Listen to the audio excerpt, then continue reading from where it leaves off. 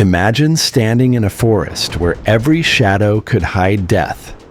A lizard longer than a school bus stalks through the undergrowth. A kangaroo towers 3 feet above you, its boxing claws ready to crush bone. Overhead, a bird 4 times the size of an ostrich watches with predatory eyes. This isn't science fiction. This was Australia, less than 50,000 years ago. And if you think modern Australia is dangerous, you haven't seen anything yet. What happened to transform this land from a kingdom of giants into a realm of venom? The answer will change everything you thought you knew about evolution, extinction, and survival. If you're fascinated by prehistoric worlds and the mysteries of evolution, make sure to hit that like button and subscribe, because we're about to journey back to when Australia was the most terrifying place on Earth. To understand why Australia became a breeding ground for monsters, we need to rewind the clock 180 million years. Close your eyes and picture a world map completely different from today. Australia doesn't exist as a separate continent, all fused in a supercontinent called Gondwana. The climate is warmer and wetter. Antarctica has forests, not ice sheets. But beneath the surface, something is stirring. Deep in the Earth's mantle, convection currents begin pulling the tectonic plates apart. Massive fractures, thousands of miles long, tear through the continental crust.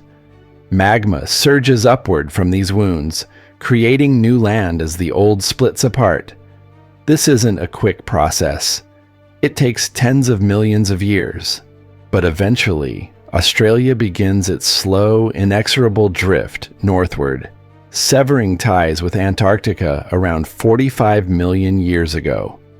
This separation becomes the defining moment in Australian natural history, when a landmass breaks away and drifts in isolation for millions of years. Evolution takes a radically different path. Scientists call this taxonomic isolation, and Australia is Earth's most extreme example.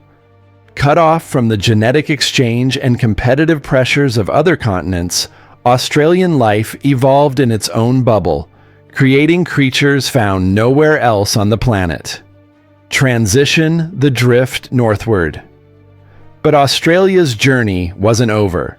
The continent continued drifting north at roughly the speed your fingernails grow, about 2.4 to 2.8 inches per year. That might sound insignificant, but over millions of years, it carried Australia through multiple climate zones, fundamentally reshaping its environment. As the continent pushed northward, it left behind the cooler, wetter conditions near Antarctica and entered regions dominated by different ocean currents and monsoon patterns. The lush forests that once covered southern Australia began to retreat. Rainfall became unreliable. Soils, already ancient and nutrient-poor, became even more depleted. And then came fire. In this new, drier climate, lightning strikes ignited vegetation that had become naturally flammable. Wildfires swept across the landscape with increasing frequency. But here's the fascinating part. Fire didn't just destroy, it created a new evolutionary pressure cooker. Plants that could survive fire, or even required fire to reproduce, began to dominate. Animals evolved around this fiery reality. The agile survived. The fast survived. Those who could burrow underground or travel long distances to escape the flames survived. But the slow, the inflexible, the specialists, they vanished. It was in this harsh, fire-shaped, nutrient-poor landscape that Australia's megafauna, the giants we're about to meet, evolved and thrived. These weren't just large animals. They were perfectly calibrated biological machines designed for survival in one of Earth's most unforgiving environments. Transition, enter the giants. Let's start with the true heavyweight of prehistoric Australia. Diprotodon optatum. If you've ever seen a wombat and thought it was cute, imagine that same basic body plan scaled up to the size of a rhinoceros. That's Diprotodon. Standing nearly 7 feet tall, stretching over 11 feet in length, and weighing more than 2 tons, Diprotodon was the largest marsupial ever to walk the earth. Picture a massive, lumbering creature with a giant head, dominated by a broad snout and enormous nasal cavity. Those huge nostrils weren't just for breathing. Diprotodon could produce low-frequency sounds that traveled for miles, allowing herds to stay in contact across vast distances. This giant herbivore survived on a diet that would defeat most animals. Up to 330 pounds of grass, leaves, and tough vegetation every single day. Its 2 massive, elongated incisors function like living excavators, tearing up roots and stripping branches. Diprotodon's 4 powerful limbs ended in claws designed for digging, useful for unearthing the underground storage organs of plants during droughts. But don't let its herbivorous diet fool you. Diprotodon was no gentle giant when threatened. With a bite force of 11,000 newtons, enough to pulverize bone, and the weight of a pickup truck behind a charge, even the largest predators thought twice before attacking. Fossil evidence shows fractured skulls and shattered bones, proof that an enraged Diprotodon was a force of nature. These creatures migrated seasonally, following water sources and fresh vegetation across Australia's increasingly arid interior. They lived in small family groups, and their survival strategy was simple: be too big, too tough, and too dangerous to mess with. Transition the boxing champions. While Diprotodon dominated through sheer size, another herbivore took a different approach to survival. Meet Procopodon galea, the giant short-faced kangaroo, and one of the most bizarre creatures in Australia's prehistoric menagerie. Imagine a kangaroo standing 10 feet tall and weighing over 500 pounds. Now erase everything you know about modern kangaroos. Procopodon's face was short and flat, with forward-facing eyes that gave it binocular vision, more like a primate than a marsupial. Its arms weren't the small, almost vestigial limbs of modern kangaroos. They were powerful, muscular tools capable of pulling down high branches and grappling with rivals. But the real weapons were its feet and tail. Each broad foot ended in a single large toe, functioning like a biological hammer. That long, rigid tail wasn't just for balance. It was a weapon and a support structure. When threatened, Procopodon would lean back on its tail, creating a stable tripod, then unleash devastating kicks with both hind legs simultaneously. These weren't the gentle browsers of modern kangaroo species. Procopodon was built for toughness. They could leap 25 feet in a single bound, and their kicks could break bones or send predators reeling. Even more impressively, they browsed on vegetation high off the ground, accessing food sources smaller herbivores couldn't reach. They were the giraffes of the Australian Pleistocene, if giraffes could kick you into next week. Transition the land crocodiles. Now, let's talk about nightmares. Because if you thought crocodiles were scary when they're ambush predators in water, imagine them chasing you down on land at high speed. Quincana forterostrum was a terrestrial crocodile, and it represents everything terrifying about apex predators. Unlike modern crocodiles that spend most of their time in water, moving slowly on land, Quincana was built for terrestrial hunting. It had long, powerful legs, a streamlined body, and a lightweight skull compared to aquatic crocodiles. Reaching up to 20 feet in length and weighing nearly 500 pounds, Quincana had a secret weapon: its teeth. Instead of the conical, gripping teeth of water crocodiles, Quincana's teeth were curved, serrated, and blade-like, similar to theropod dinosaur teeth. These teeth didn't just hold prey, they sliced through flesh and bone with surgical precision. But here's what kept prehistoric Australians awake at night. Quincana could run. Those long legs weren't just for walking. They powered a pursuit predator that chased down birds, small mammals, and anything else that moved. Imagine being pursued by a 20-foot crocodile that doesn't stop at the water's edge, doesn't slow down on land, and has teeth designed for butchery. That's Quincana. Transition, the true apex predator. But as terrifying as Quincana was, it wasn't the apex predator of Pleistocene Australia. That title belonged to something even more formidable, Megalania. Megalania prisca was a monitor lizard, but calling it a monitor lizard is like calling a great white shark a fish. Technically correct, but wildly inadequate. Reaching lengths of 23 feet and weighing over 1,300 pounds, Megalania was the largest terrestrial lizard ever to exist. It was built like a Komodo dragon, but scaled to nightmare proportions. Picture this: a body as long as a school bus, covered in tough, keratinized scales, a head the size of a large dog, filled with serrated teeth designed for carving flesh, 4 powerful legs ending in razor-sharp claws, and possibly, though still debated, venom glands that delivered a toxic cocktail into wounds. Megalania's hunting strategy combined patience with explosive power. It was an ambush predator, capable of remaining motionless for hours near waterholes or animal trails. When prey approached, Megalania could accelerate to about 6 miles per hour. That might not sound fast, but when you're being chased by 1,300 pounds of scaled death that can cover 13 feet in a single stride, speed becomes relative. Its jaws were powerful enough to crush bone, and its teeth, serrated like steak knives, could saw through the toughest hide. Even if prey escaped the initial attack, Megalania's bite introduced bacteria and possibly venom into the wound.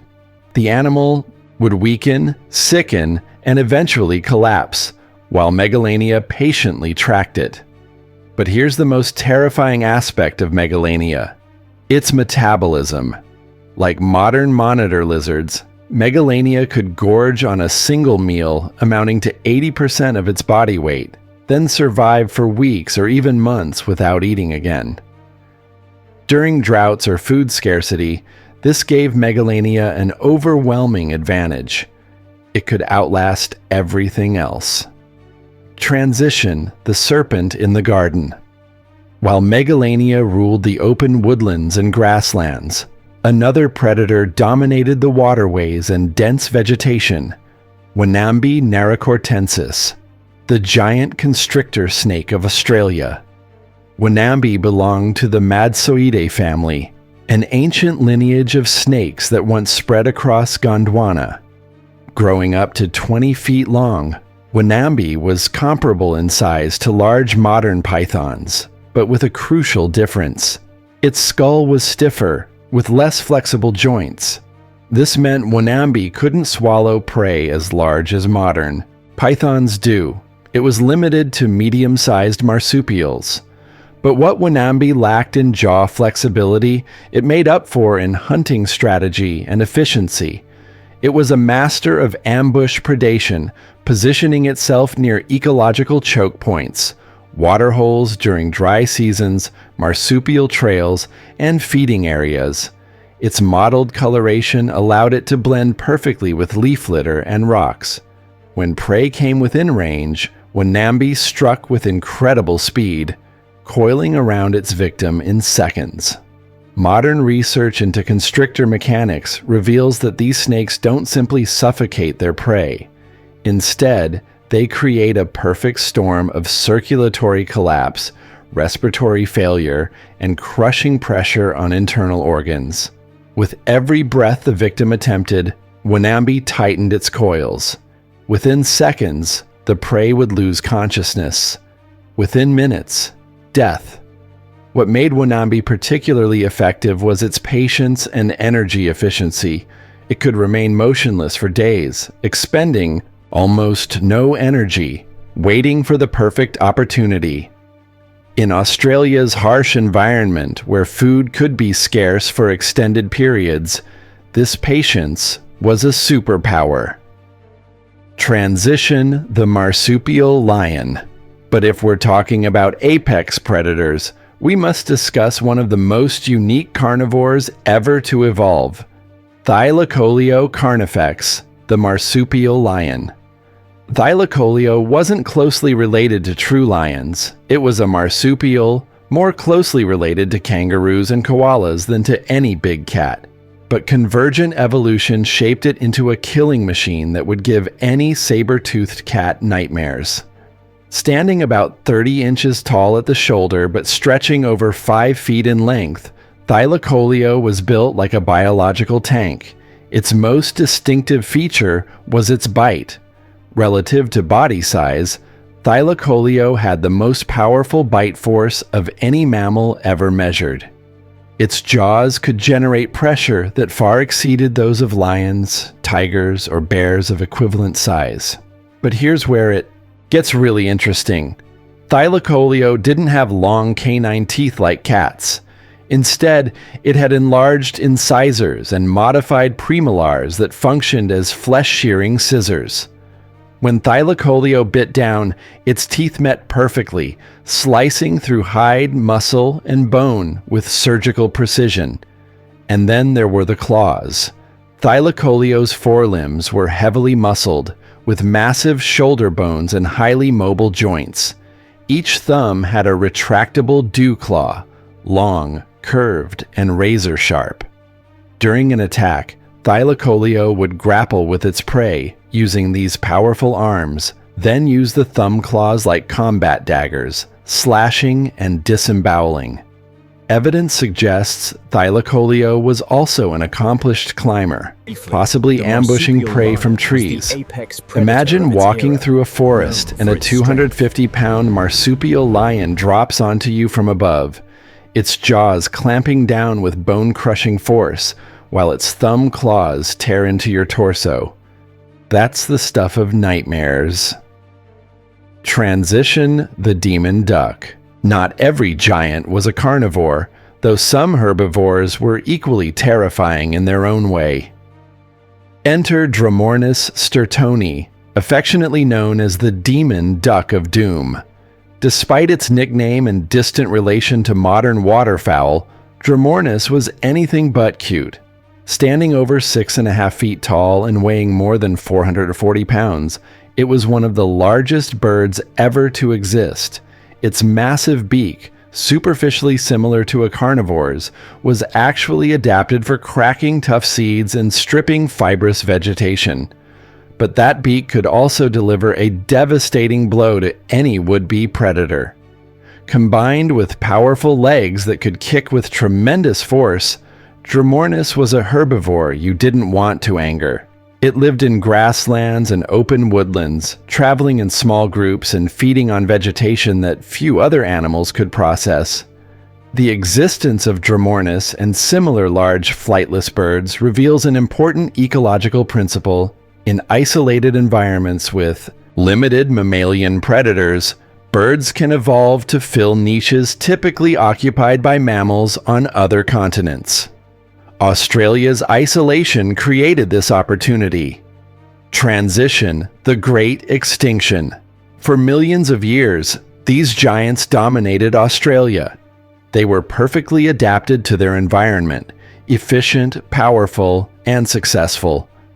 But then, around 45,000 years ago, something catastrophic happened. Within a geological blink of an eye, they all vanished. The extinction of Australia's megafauna remains one of paleontology's most debated mysteries. Unlike the dinosaurs, there was no asteroid impact, no sudden volcanic catastrophe. Instead, the evidence points to a more complex, more troubling explanation: us. Around 50,000 years ago, the first modern humans arrived in Australia. The ancestors of today's Aboriginal peoples crossed the northern island chains, stepping onto a continent they would transform forever. These early humans encountered animals that had never seen human. Predators, giants that had no evolutionary framework for understanding this new threat. The evidence for human impact is compelling. Aboriginal rock art depicts animals that match descriptions of megafauna. Archaeological sites show bones of extinct giants with butchery marks. But perhaps most significantly, the timeline of extinction closely matches the timeline of human arrival and expansion across the continent. Early humans brought fire. They used it deliberately, burning forests to create open hunting grounds, to drive animals, to clear land. While fire was already part of Australia's ecology, human-managed fire was different, more frequent, more extensive, more systematic. This placed enormous pressure on megafauna that depended on stable vegetation patterns. Slow-reproducing giants like Procopodon, which likely had long gestation periods and raised few young, couldn't adapt to sustained hunting pressure. Predators like Thylacoleo lost their prey base and ambush cover as landscapes transformed. Megalania, despite its size and power, couldn't compete with organized human hunting parties armed with spears, fire, and intelligence. But humans weren't the only factor. Climate change played a role too. As the last ice age intensified, Australia grew drier, lakes shrank, forests retreated, and grasslands became deserts. For animals already stressed by human hunting and habitat modification, these environmental changes were the final blow. By 40,000 years ago, most megafauna had disappeared. By 30,000 years ago, the last giants were gone. Australia's ecosystem, shaped by these creatures for millions of years, suddenly had enormous ecological voids that have never been truly filled. Transition, the age of venom. The extinction of the giants created a power vacuum. Without massive herbivores shaping the vegetation and huge predators controlling smaller animal populations, Australia's ecology underwent a fundamental shift. And into this vacuum evolved something perhaps even more remarkable than size: venom. Modern Australia is home to some of the most toxic creatures on Earth. 20 of the world's 25 most venomous snakes live here. Why did venom become Australia's dominant weapon? The answer lies in efficiency and the environment. In an arid, resource-poor environment, size requires enormous energy. A giant herbivore needs hundreds of pounds of vegetation daily. A giant carnivore needs to make rare, high-risk kills of dangerous prey. But a small venomous snake or spider can subdue prey many times its size with minimal energy expenditure. Venom is evolution's perfect efficiency tool, attacking the nervous system, blood cells, and muscles simultaneously. Why such complexity? Because in Australia's harsh interior, a predator gets one chance. If prey escapes, the energy expended in the hunt is wasted. Taipan venom ensures nothing escapes. The box jellyfish represents a different evolutionary solution to the same problem. Transparent and nearly invisible in water, it drifts through coastal waters with tentacles trailing behind. Each tentacle contains millions of nematocysts, microscopic harpoons loaded with venom. A single brush against these tentacles injects toxins that attack the heart and nervous system. Death can occur within minutes. What's remarkable is how specifically this venom targets primates. Box jellyfish venom is relatively harmless to many marine animals, but devastatingly effective against humans and other primates. This suggests its evolution was driven by the need to deter large, intelligent predators, possibly including early human swimmers. The funnel web spider tells a similar story. Its venom specifically targets primates' nervous systems, causing rapid paralysis and respiratory failure. Yet this same venom is largely ineffective against many other mammals. Why evolve such primate-specific toxicity in Australia, which had no primates until humans arrived? The answer likely involves the chemistry of nerve cells, where primates happen to be particularly vulnerable to the spider's specific neurotoxin cocktail. Conclusion: the legacy. Australia's journey from a land of giants to a realm of venom reveals fundamental truths about evolution, extinction, and survival. Size is powerful, but it's also vulnerable. Specialization is effective until the environment changes, and sometimes the smallest creatures carry the deadliest weapons. The megafauna that once ruled Australia weren't evolutionary failures. They were perfectly adapted to their world. But when that world changed, rapidly and irreversibly through a combination of human arrival and climate shifts, their adaptations became liabilities. They couldn't reproduce fast enough, adapt quickly enough, or compete with organized human hunters. What replaced them, the venomous snakes, spiders, and jellyfish we fear today, represent a different evolutionary strategy. They're small, efficient, highly adaptable, and armed with chemical weapons that make size irrelevant. In many ways, they're more successful than the giants ever were. But here's the truly sobering thought. The same forces that drove Australia's megafauna to extinction, habitat loss, climate change, and human pressure are still operating today. Modern species face the same challenges, just accelerated. The question isn't whether Australia's wildlife will survive. Many species are already struggling. The question is what lessons we've learned from the extinction of the giants. Australia's prehistoric past is a warning and a wonder. It shows us that even the most powerful creatures can vanish when their world changes too quickly. It reminds us that evolution doesn't plan. It only responds to immediate pressures. And it demonstrates that isolation, whether geographic or genetic, creates both uniqueness and vulnerability. The giants are gone, but their fossils remain, buried in caves and ancient lake beds, telling stories of a world that existed just yesterday in geological time. A world where monsters were real, where every day was a battle for survival, and where Australia earned its reputation as the deadliest continent on Earth. What do you think? Would you have survived in prehistoric Australia? Could our ancestors have coexisted with these giants, or was extinction inevitable? Share your thoughts in the comments below. And if you found this journey through deep time fascinating, smash that like button and subscribe for more explorations into Earth's incredible past, because the history of life on our planet is filled with stories far stranger, more terrifying, and more awe-inspiring than any fiction.